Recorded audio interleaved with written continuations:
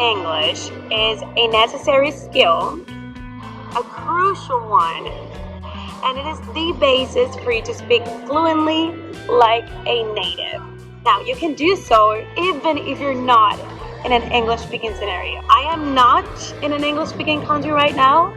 Now, once you learn this, you'll get to alleviate a lot of anxiety, a lot of overthinking when you speak, and most of all, you'll gain a deep sense of confidence as a professional. So, before we get into the secret of thinking in English, subscribe, like this video so we can reach even more professionals in the algorithm.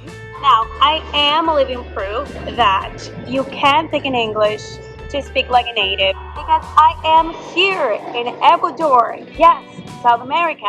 There are actually people speaking Spanish right now as I'm speaking. Hola. Hola.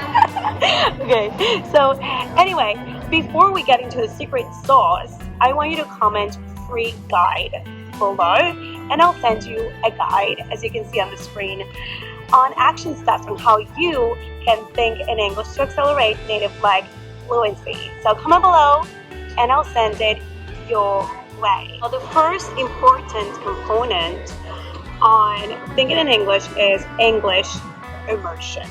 And what this means is the more you listen, the more you read, the more you say English everywhere, it will become a natural part of you.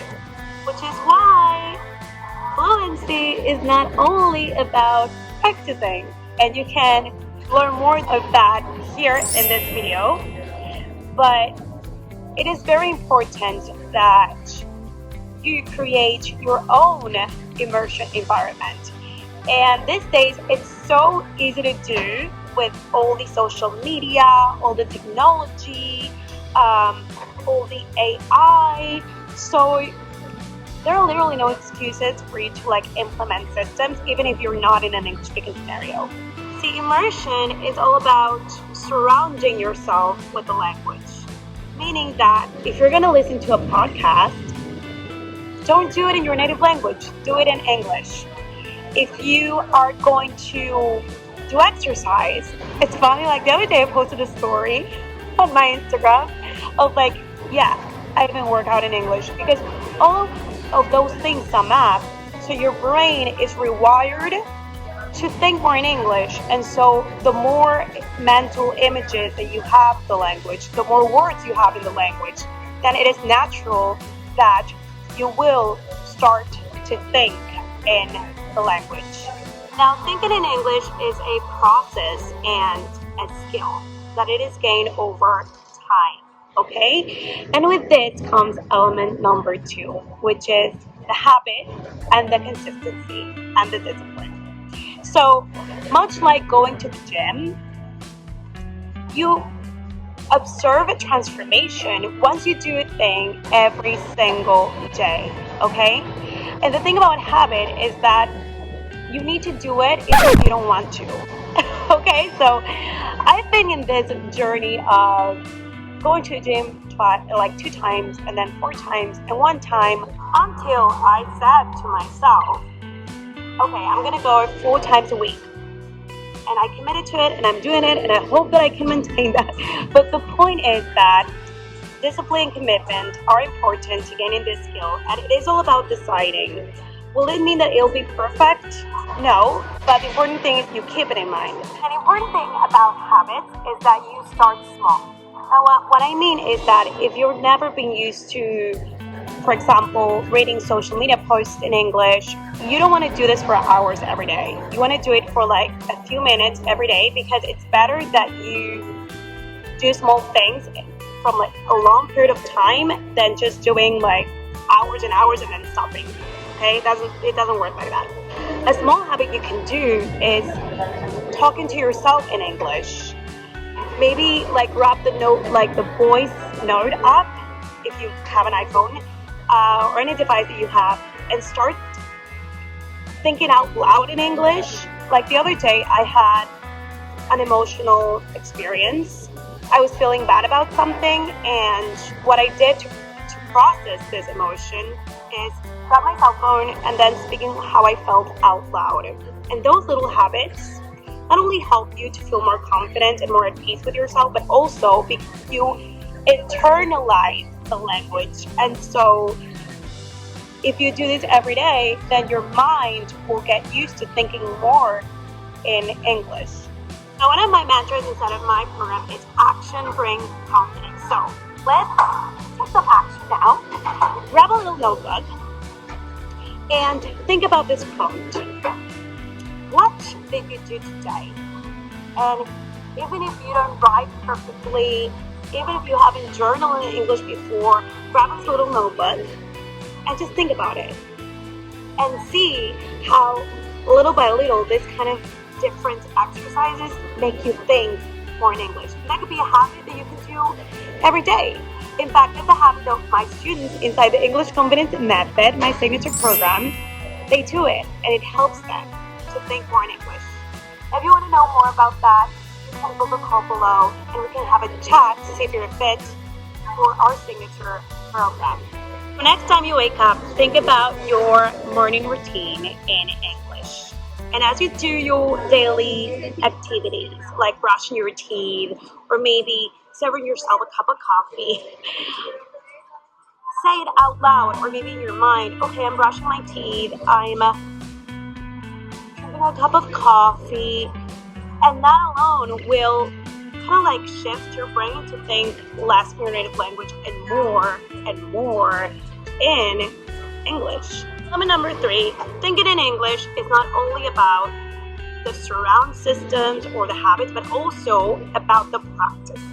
Now, there's this amazing exercise called the shadowing that I learned as an interpreter myself. Now, I talk about this all the time because it is one of the most important exercises, not only to think in English, but also to accelerate fluency.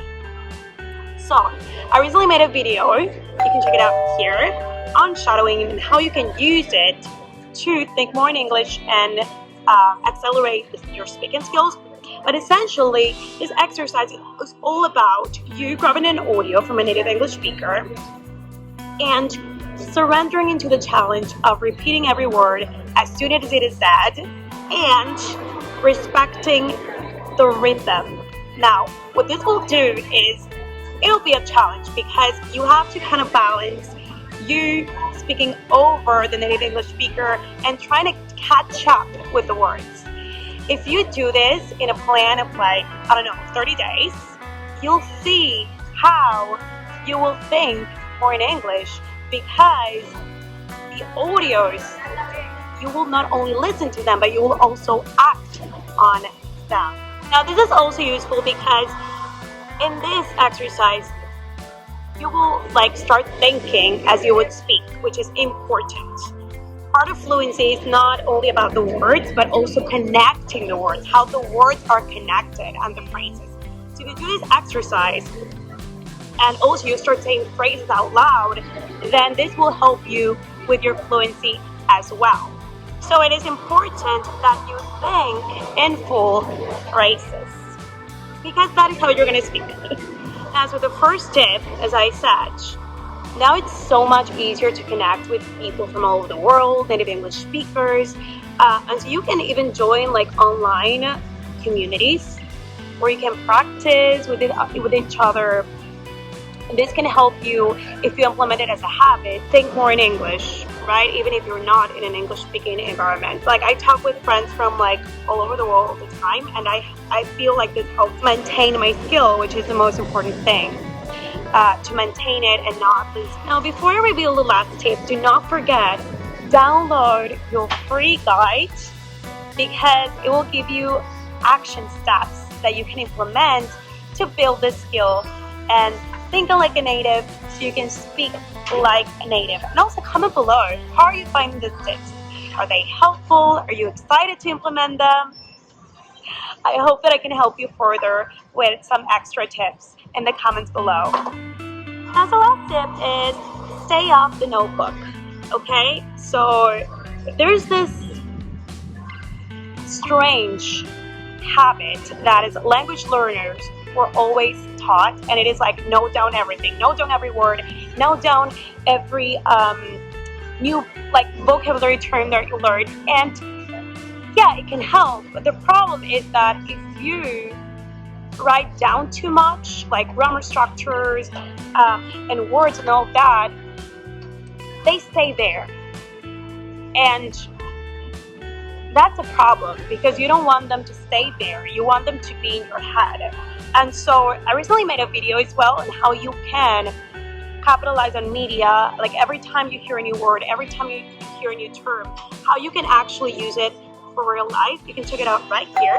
But the thing is that it is good that you note words down. Like I do it all the time when I listen something. But the thing is that if you don't use it right away, then you're gonna forget it, and that won't help you accumulate more knowledge so you can think in English. I remember when I was learning French that we note down a lot of things, and that only made me feel overwhelmed to look at all these notations. Now I don't speak French as fluently as I speak English and Spanish, just because I think that I haven't implemented all the steps that I'm teaching you now. I learned it in an academy. I wrote down a lot of stuff, and then I haven't maintained habits around it. And with English, I do it every day. This is just so you know that the traditional way of writing things down all the time is not enough. You need to get those things out of your notebook and actually implement them. Alright, so I hope that you have enjoyed this tip, and if you want the full strategy on speaking like a native and materializing a career opportunity coming your way, then I invite you to apply to our signature program, English Confidence Method. We're already more than 24 plus professionals there. We're all on the same thing. We're all working towards native-like fluency, a deep sense of confidence, and we are waiting for you. If you want a full strategy, if you want a full plan, you can book a call below and we can have a chat. And do not forget to download your free guide so you can have a step-by-step process into gaining one of the amazing skills to accelerate fluency in English. Alright, so do not forget to like the video, subscribe to the channel, and watch this video here on Thinking in English without being in an English-speaking environment or country. It will give you some extra tips, and this video on learning how to speak in English with Espresso. Yeah, I love this song. Probably you do too. So anyway, I'll see you in the next video.